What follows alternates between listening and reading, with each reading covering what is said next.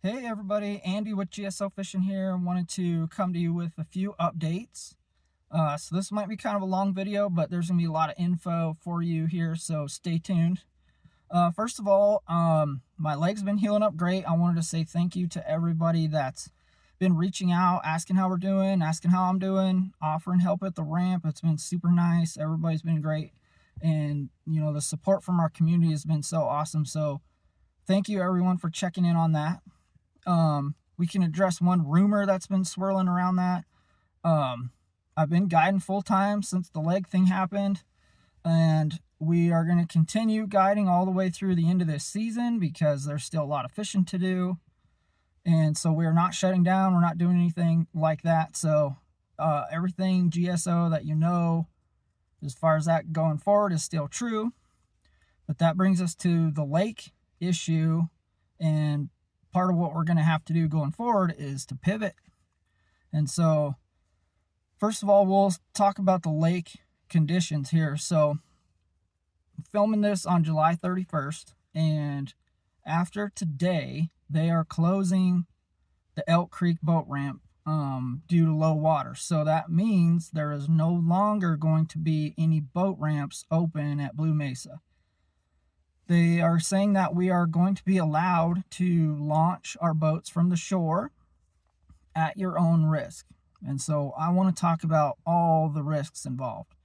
But first of all, if you want to come to Blue Mesa and launch a boat with a motor, you do have to go to the Elk Creek inspection station first, and then you can go out and launch your boat. And so this could include fishing kayaks with electric propulsion, anything that has a motor, small electric motor, all the way up to an outboard. Those all need to be inspected first at Elk Creek at the inspection station before you go launch your boat off the shore.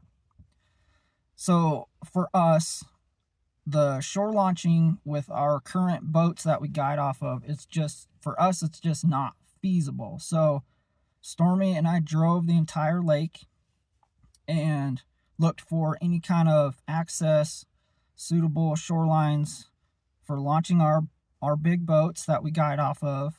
And after all of that, we've decided that moving forward, that's not going to work. Our boats, our trucks are just too big, and it's too hard on our equipment to even get down to a couple of these places that seem launchable. So I have a big heavy diesel truck and a long pontoon boat though. And so the biggest issue for us is actually getting from the shoreline out to these spots that look like they're launchable.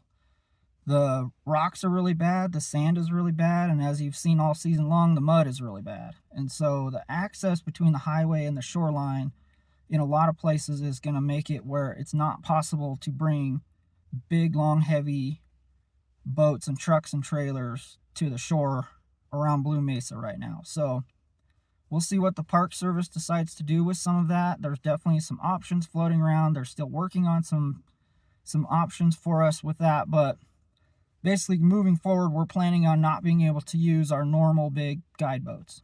So if we are going to put the contact info for the Park Service also in the text of this video, so if you guys have questions regarding any of that stuff, reach out to the Park Service, not to us, because like I say, I've been told probably 10 different things this last week from 5 or 6 different staff members out there, and so I don't feel comfortable about telling you guys anything that's not for sure. I'm just going to tell you what we are going to do and what we know. So, with that being said, if you've got small boats, John boats, kayaks, inflatable pontoons, boats that 1 or 2 people can carry easy enough or drag up and down the shoreline, that's going to open up a lot more opportunities for you to access the lake in a lot of different places. So as we pivot moving forward, that's going to be our plan, is we're going to get some more shoreline worthy launchable vessels and keep fishing into the fall like we want to, just with smaller boats that are easier to get to and from the shoreline. So that's kind of how all that's going to look going forward. But the other thing too is the shoreline fishing right now is actually really good too, and that's going to continue to be the case If anything, as we push later into the fall, a lot of the trout fishing from the shore is even going to get better. But right now, the perch fishing is really good from the shore, and the trout fishing can be good too, depending on the time of day.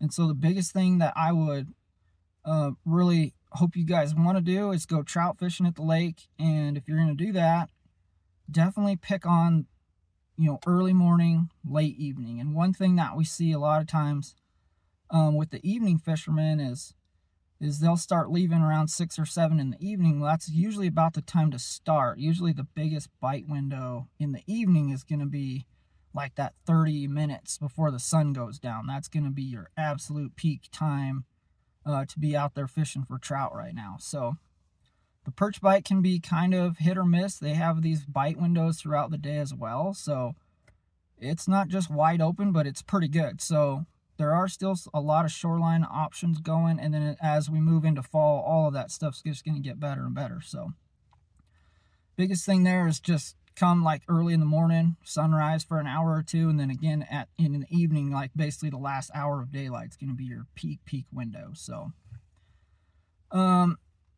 I'll back up just a little bit on the lake condition stuff. And so this goes to launching boats or driving to the shoreline. So currently, and more than likely this will be the case all the way until the end of October, which is the end of the water year here, we're losing about 2.5 to 3 feet of water per week out of the lake. So you got to be real careful when you drive down towards the shoreline, because a lot of that shoreline is super saturated with lake water still. It takes a long time for that stuff to dry out and become solid.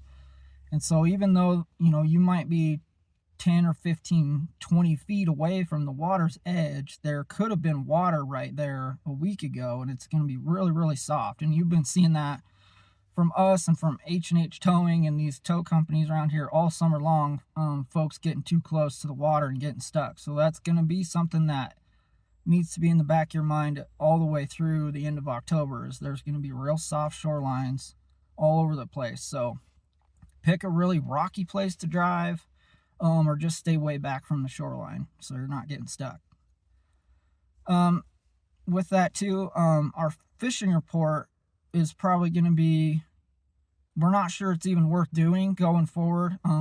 We always like to update water temps and water levels and that kind of stuff. Well, the water level stuff's easy enough to look up, and we'll put a link for that just so you can kind of see where the lake is. But from now on, any kind of boating questions should be directed to the Park Service so they can tell you exactly what they are doing, rather than us try to interpret what these 6 different people are saying. We want you guys to contact the Park Service and talk to them about it.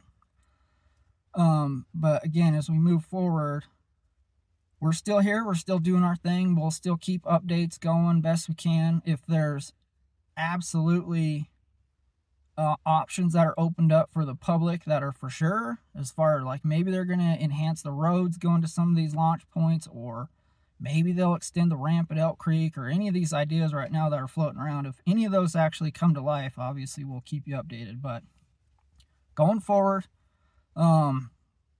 if you're going to bring a fair-sized boat to Blue Mesa, you absolutely can. Get it checked in at Elk Creek and go launch it off the shore at your own risk. But make sure you're aware that the access from the highway to the shoreline is rough. There's jaggedy rocks, there's sand, there's mud, and this is in every access point across the lake. It's not really any better than anywhere else. So that's kind of the conditions you're looking at going forward. The fishing is worth it if you can get here. There's a lot of perch. Kokanee salmon are still getting jigged for right now, and will for probably another month. The bite windows for trout are kind of at the ends of each day. So there's a lot of good stuff going on, but we wanted to just update you about how things are looking today and kind of what our plan is moving forward. So again, thank you guys for your support, and we will be keeping in contact, and we'll keep doing our thing and keep everybody posted best we can.